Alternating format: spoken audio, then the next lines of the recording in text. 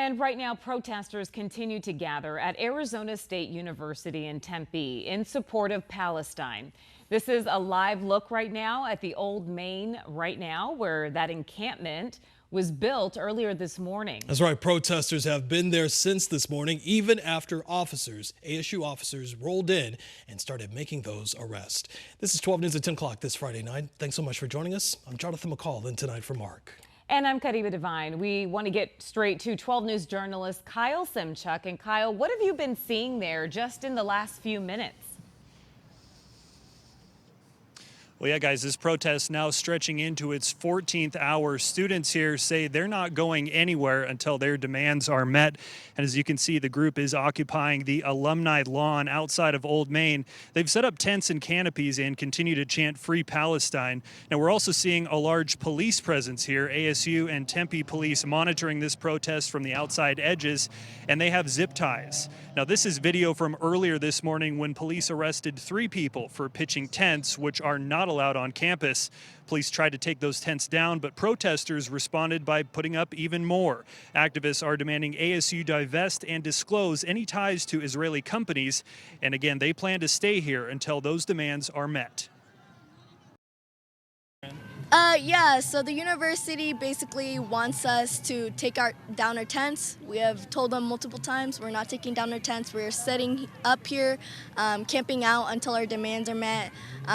They have also only wanted to negotiate with only student government people and have even said that they don't take other student activists and organizers here seriously. So. Now, ASU says demonstrations, protests, and expressions of free speech are protected at ASU, but demonstrations cannot disrupt campus operations. Now, we've seen students packing in cases of water, food, and there's even a medical tent set up here. Throughout the evening, we've heard cars honking in support and also some drivers cursing at these activists as they pass by. We're live in Tempe. Kyle Simchuk, 12 News. Kyle, just one of many protests happening at universities across the country. Thank you so much. We're also following some breaking news in Scottsdale. A bicyclist is rushed to the hospital with life-threatening injuries after a crash involving a motorcycle. Sky 12 over the scene near 78th Street and Indian School Road. Right now, the eastbound lanes of Indian School are closed from Miller Road to 78th Street. We are working to learn what caused that crash. Meanwhile, new tonight, Peoria police say one of their officers shot and killed a man this evening. Officers called to the scene near 67th Avenue in Peoria about someone firing a gun into the street. Officers say they finally located 38-year-old Christian Avalos Gonzalez in that area with a gun. Investigators say he fired at an officer. That's when an officer returned fire, hitting him. Glendale police have now taken over this investigation.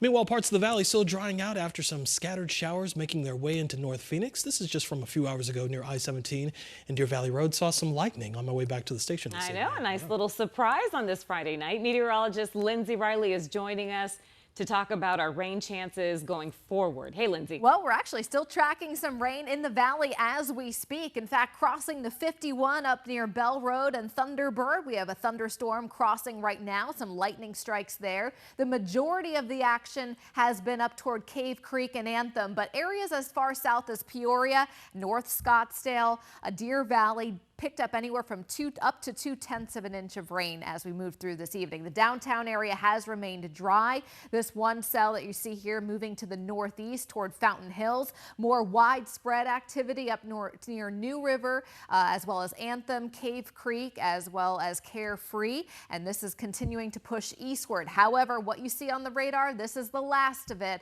And so showers generally will be coming to an end over the next hour or two. And what's left up in the high country is going to stick around into tomorrow, but stay north of the valley for our Saturday forecast. So the Saturday forecast here in the valley is a dry one. Our sunrise time is at 5:43. Highs are going to be around 80 degrees tomorrow, but we will be having some gusty winds around 25 miles per hour. Karibe? All right, Lindsay, looks like a great weekend. Thank you. Tonight, we're working to learn more about what led up to a deadly shooting in Avondale. Since breaking news on 12 News at 6, Avondale police now say that 2 men were shot near Central and Main Street. One man was rushed to the hospital. The other died at the scene. So far, investigators have not released their names. You can find updates on air and online at 12news.com. Tonight, the Arizona State Conference of the NAACP now calling the arrest of a Mesa teen disturbing and troubling. Today marking 1 week since Mesa police arrested 17-year-old Tyra White at Westwood High School. Wednesday, I first told you when her family says she was arrested for protecting herself after weeks of bullying. Video appears to show her being touched by a student on campus. Her family says she was trying to get security to stop that student. According to Mesa police, an officer tackled her to the ground. You see it right there. After she tried to attack an assistant principal, with a mechanical pencil. Police also say that she made suicidal and homicidal comments. Today, the NAACP telling 12 News they have been in direct contact with Mesa Police and Maricopa County Attorney Rachel Mitchell about this case. Tonight, Tyra still being held at the Maricopa Juvenile Detention Center. Tonight, eastbound I-40 remains closed heading into New Mexico as crews continue to clean up after a train derailment. It happened in New Mexico, roughly 80 miles from Arizona. We're told that 35 BNSF rail cars went off of the tracks, some of them containing petroleum gas. Officials say that some cars are also on fire. Fears of an explosion are keeping fire crews away from the scene right now and also prompting evacuations. The highway is expected to remain closed indefinitely until crews determine that it is safe to reopen. New at 10, a family's fight for justice is front and center at Perry Park in Phoenix tonight. This is on the second-year mark of a homeless couple who was struck by a car and killed when crossing the street near the park. 12 News I-Team journalist Erica Stapleton was there as their family paid their respects. Dorothy Dale Chambers' family declared today Dorothy Day, where they've been giving out meals in her honor, including here at Perry Park. Dorothy Dale Chambers and Joseph Gutierrez were homeless and staying at the park when they were struck and killed 2 years ago. The couple was trying to cross the street near Yale and 32nd Street when the driver hit them. The I-Team uncovered that the city deemed the area a high-density crash zone and that plans for a crosswalk at that intersection were significantly delayed at the time of the crash. The crosswalk is now up and active. Dorothy's family and other supporters are gathering at the park in their memory for a second year in a row. Dorothy's sister, Beatrice X. Johnson, has been a constant voice for change ever since her sister's death.